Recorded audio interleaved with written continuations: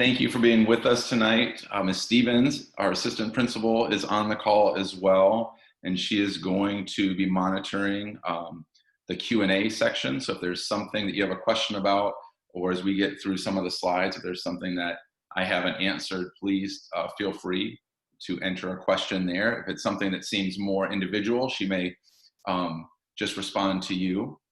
And then obviously, I hope obviously, that you guys know that anything that comes out of this, after the fact that you have questions about, feel free just to contact us directly, and we will we'll address whatever questions and concerns you might have.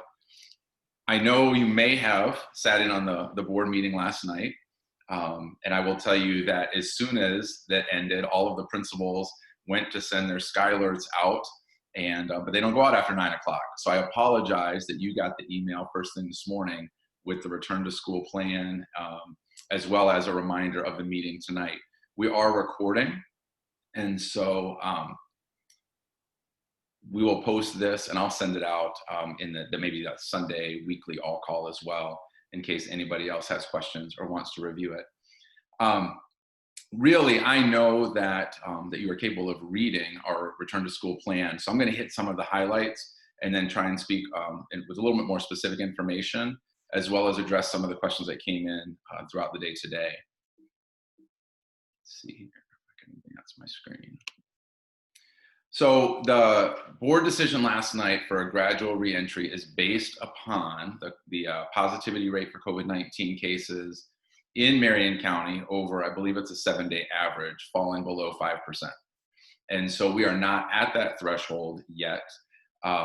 However, the board, what they shared last night was they felt like it was important to go ahead and lay out the data point that they were going to use. And so we could keep an eye on the data. And as we see that positivity rate getting closer to 5, we all know then that we're getting closer to the opportunity to bring students back into the building. When we hit the threshold of 5%, that will give us a 2-week notice at that point to prepare for kindergarten and first graders to be invited back into the building.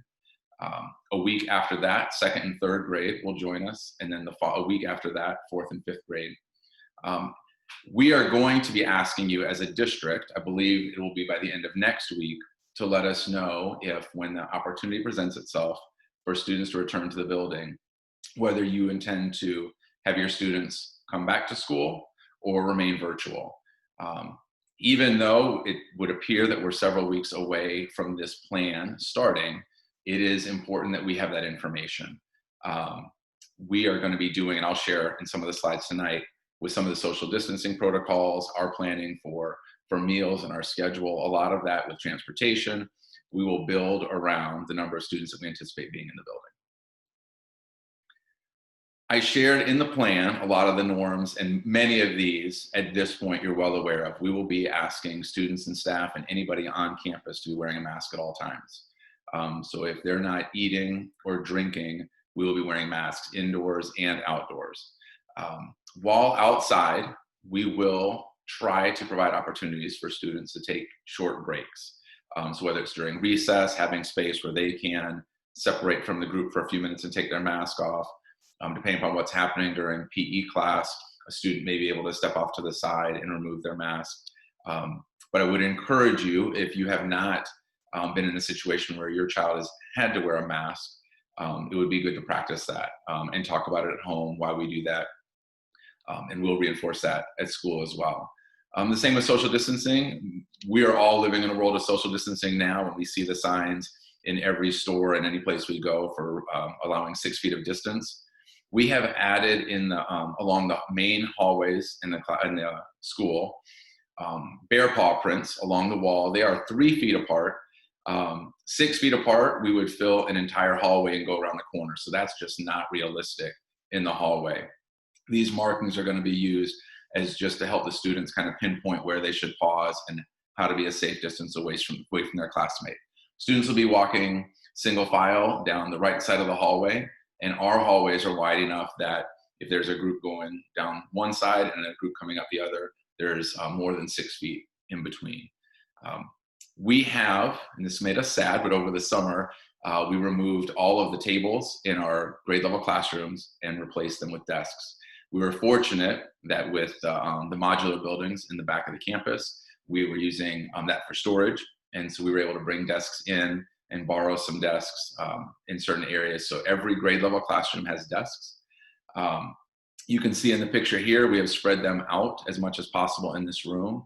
But again, when we find out how many students will be in that class, we will make those adjustments. So if we end up with 15 in a room, we'll spread the desks out even more. If we end up with 22 in a room, we will do everything we can to position those in some form or fashion so they're at least 3 feet apart. But our goal will be to have the students spread out as much as possible in the classroom. We are also talking about the restroom facilities that we have, because that's one of the more shared areas in the building. Our kindergarten classrooms all have restrooms. Our first grade classrooms all have restrooms. One of our special education classrooms has their own restroom. And so we will be asking those students to just use those facilities as much as possible throughout the day. We are aware that with our youngest students, there may be times when more than one kiddo has to go to the bathroom and holding it is not possible. And so we'll obviously be flexible, but our goal will be to try and minimize so that we know who's coming and going. So our A hall restrooms for 2nd and 4th grade, for example, and B hall for 3rd and 5th. So we've already been mapping out those plans. The water fountains have been turned off for now in the classroom as well as in the hallway, but a water bottle filling station has been added in A hall and B hall. So we would encourage our students to bring a bottle of water to school every day full, and then they will have an opportunity to refill it throughout the day. Certainly wearing masks, students are going to get thirsty. When coming back in from recess, we would normally take a water break. And so this will provide them an opportunity to continue to stay hydrated. And also, we find that throughout the day, if students are sitting, which unfortunately right now with social distancing, then they'll be sitting in their room more. We won't be going up for circle time at the carpet and things of that nature, that having a little bit of water to help pick them back up will be useful. This is a picture of our cafeteria. We have removed all of the cafeteria tables. The tables that are there right now are being used by our cafeteria staff for their lunch break. But we will be serving all meals, breakfast and lunch in the classrooms. Those will be delivered directly to the classroom, so the students won't have to go through a lunch line or anything like that. Students with specific food needs, those will be taken care of, and appropriate packaging and marking will be there so we know that each student is getting what they need. Academic use of outdoor space is also a conversation that we're having as we lay out our plans for re-entry. We are fortunate at Greenbriar that we have a lot of green space. And so there is room out back beyond just having recess where an entire grade level could go out and have 4 classes going on with enough space in between them that the students could focus on the teacher, they could do their reading, they could work through, their math book or whatever. So we're excited about the space that we have outside. We are also realistic about Indiana weather, and we know that there will be pockets of time when this just isn't possible. But when it is possible, teachers will be strongly encouraged to bring their classes outside, and I think they'll be anxious to do so.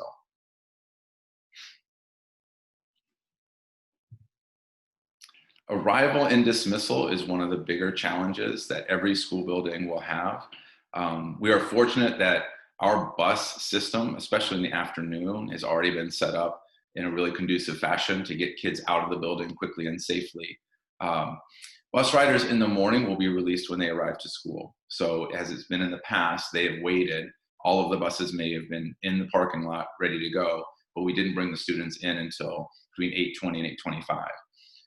Now, when we are back in the building, when buses arrive, they will dismiss the students and they'll go straight to their classroom. The same will be true for our car riders. We'll start the car line a little bit earlier. It'll start at 8 o'clock this year. We are going to be using door 3, which is the cafeteria entrance. So if you've had morning car riders in the past, you've just gone across the front of the building. Now we're going to take a right and head over across the north side of the building. That will allow more cars, so hopefully we won't be blocking Ditch Road. By starting earlier, we also hope to avoid traffic jam. In the past, students have gone into the gymnasium until almost 8:20. Now they will be going directly to their classrooms, so they'll be able to go to their desk, have kind of a slow start, quiet entry to the morning. The teacher will have an activity for them, but they can go ahead and get in there, and so we'll be able to be socially distant. In the afternoon, our buses dismiss by grade level, and we're working on trying to set it up so it'll just be a one-way path out the building and then down the sidewalk, so students won't be crossing in front of one another. For car riders, we are going to attempt something a little bit different. We are hopeful we will have a higher percentage of car riders. We are going to ask families who are able to provide transportation to do so, because we just feel like that's going to be important as we try to keep the buses as empty as possible, so we can keep the kids as spread out as possible. So we don't want to put all of our car riders in the gymnasium or the cafeteria crowded together waiting. And so we are going to start taking the car rider names and numbers earlier in the line as you enter the parking lot, communicating that to the classroom teachers. And so a student will be notified that their ride is here. They'll leave their classroom, and by the time you get to door 3, they should be there waiting for you. I realize that sounds great on paper. In reality, it may take a little bit of tweaking, but we feel like that's going to help us ensure, again, that we have students. They've spent all day working really, really hard to be safe and socially distant. We don't want to end the day by putting them into a group. We also know we have walkers, and that population may grow a little bit this year. And so we are going to shift from where we've had arrival and dismissal perhaps on one of the sides, or sometimes both sides of the building, to the main entrance. And so we will ask that if you are walking your student to school, that you come to the main entrance, the front doors, and then the same thing for pickup. We'll have a staff member there in the afternoon, and so that they can make a contact with you and hand off your kiddo.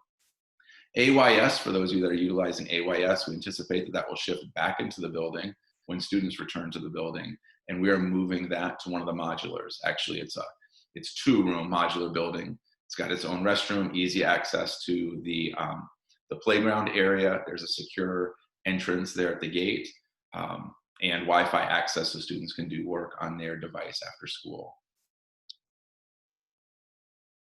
Special area classes, we are very fortunate, as you know, to have fantastic special area teachers, and they've been working hard not only on their virtual lessons, but for planning for when we're back in the building. PE class will be outside as much as possible. So weather permitting, they're gonna go outside. Mr. May has a lot of really fun activities planned that will allow students to be active and get their exercise, but at the same time, not too rigorous if they're wearing their mask, and also not a lot of physical interaction. Music will also be outside when possible, but we're also going to utilize the cafeteria. Since the cafeteria will be empty, that's one of the reasons that we moved all the tables out. The cafeteria is about 5 times larger than the music room, and so we feel really comfortable having a group of students in there. You can fit over 80 students in the cafeteria 6 feet apart. And so when we're talking about putting 20 to 24 students in there, we feel very good about that space. Media will likely start in the student's classroom, and then that will be their opportunity to go with the media specialist to the library, check out books, and return to the classroom. We're looking to probably put Spanish and technology in the grade level classroom. And it is a tough decision because we know that the students need to move and get around and get out of their seats. However, the transition of 4 or 5 different groups going into the Spanish classroom, we felt was not worth that sacrifice. And so we will allow transition time. We will encourage students to get up and move, and they'll have breaks for sure throughout the day. But those special area classes are 2 that we feel like can easily rotate into where the students are instead of having the students rotating. Art may be in the student's classroom, depending upon the unit, maybe in the art room, and then also maybe outdoors. As you saw in the last picture, when I was showing the outdoor space, we have a beautiful courtyard right in the middle of the building, and that has an exit or 2 exits and entrances from the art classroom. So that's an easy space for them to access. Small group instruction. By now, you probably have your kiddos doing small group meetings and small group Zooms with their teachers. We feel like that's an integral part of instruction at Greenbriar. We feel like that's our best opportunity to differentiate and to meet the needs of all of our students, stretch our students who are really, really growing quickly, and then help advance the students who may be behind a little bit. We will have small group instruction when students are in the building. The photo there is a picture of just one of the dividers that teachers are going to have access to. Depending on how they need to position that on their table, they could have 2 or 3 different students all working together, still with masks on, but the teacher will be able to see their work and work with them.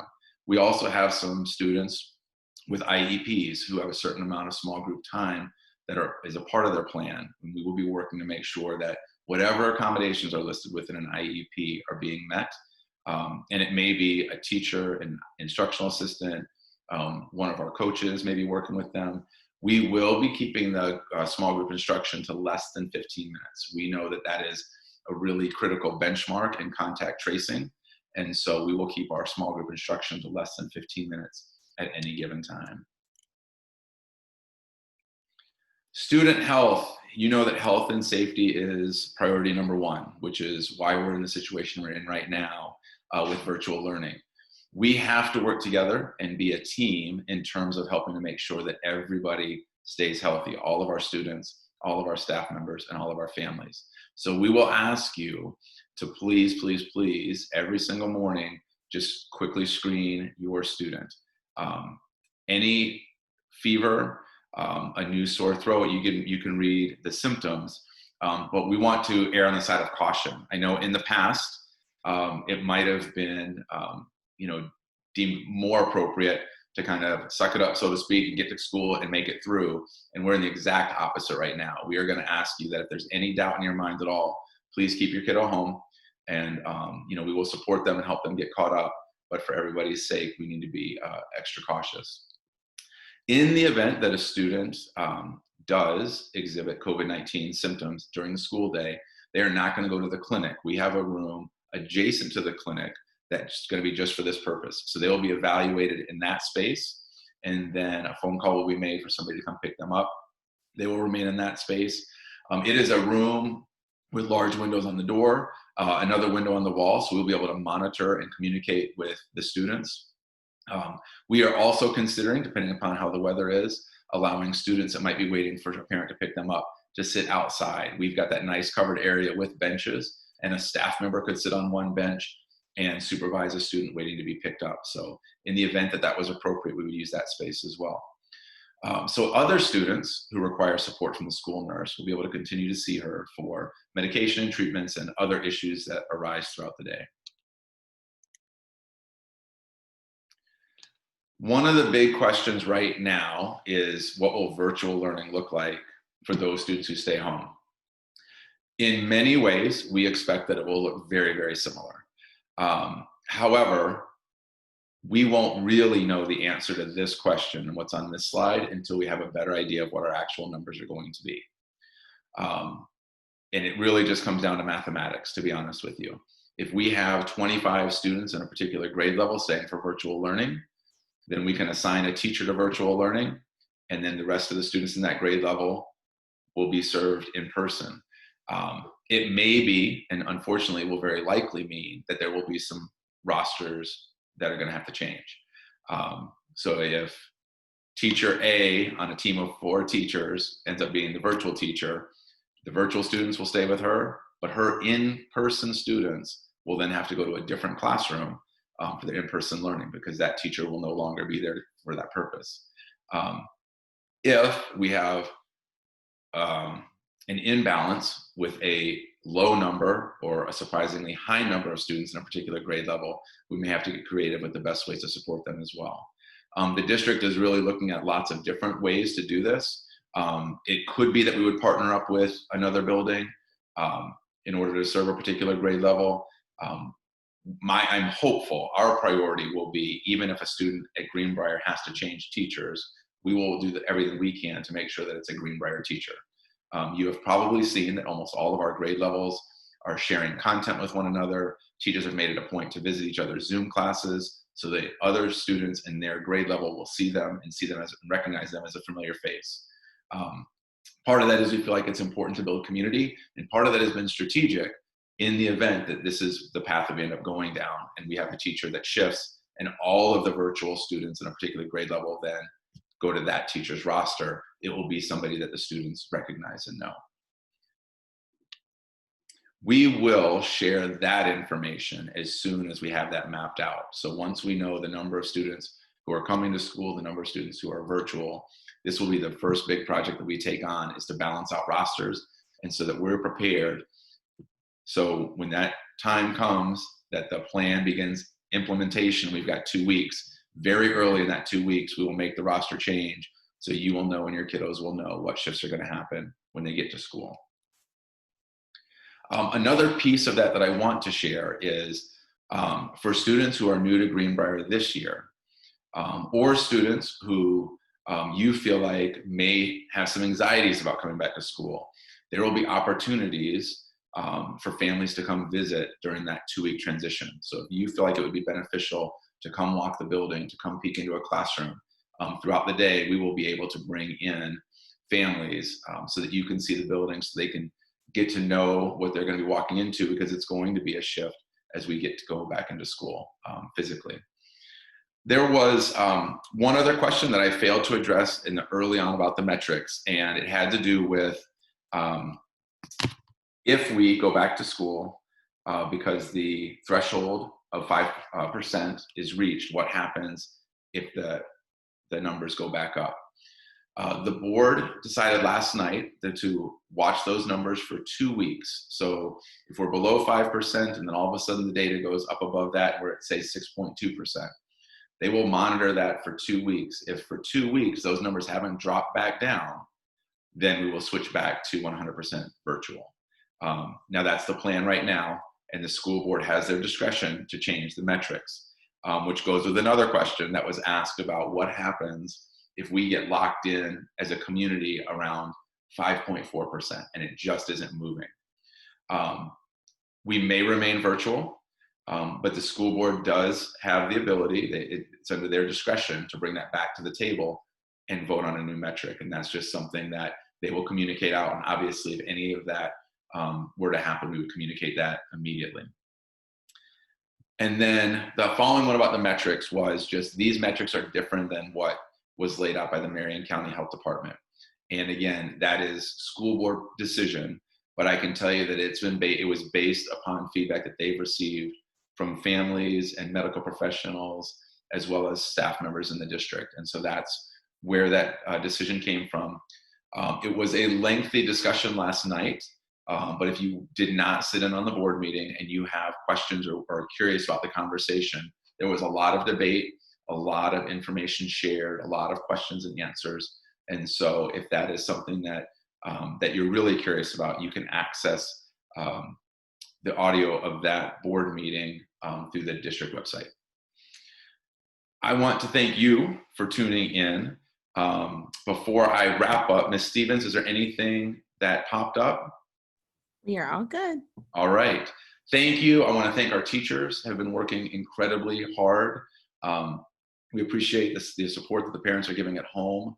I will tell you that we've received great feedback. Our teachers have really enjoyed the notes and the emails and the thoughtful feedback that parents have been providing. We appreciate the grace that you are giving all of us as we navigate this. There have been some technology glitches in the last couple of weeks, and I can honestly tell you that most of those are out of our control. There was a day that we had Zoom complications, a day when the district portal wasn't working for everybody, and we really appreciate everyone's patience and persistence in logging back in and rejoining. Please continue to thank the teachers if you feel like they're doing a good job. Please continue to love on your kiddos. If the volume in your house is going up, it's okay to walk away from the computer for a minute, but bring them back. We've had great attendance in the morning, but it is important that they stay logged in. And so one of the things that you can do at home is to make sure that your kiddo all morning long is staying connected to their teacher, and then in the afternoon, they're completing their assignments in Canvas. As I mentioned before, please, please, please do not hesitate to reach out. If you have a question, if you talk to a friend or a neighbor or a colleague and they have a question, please send them our direction. We want everybody to feel as positive about this as they possibly can. Thank you very much. Everybody have a great night.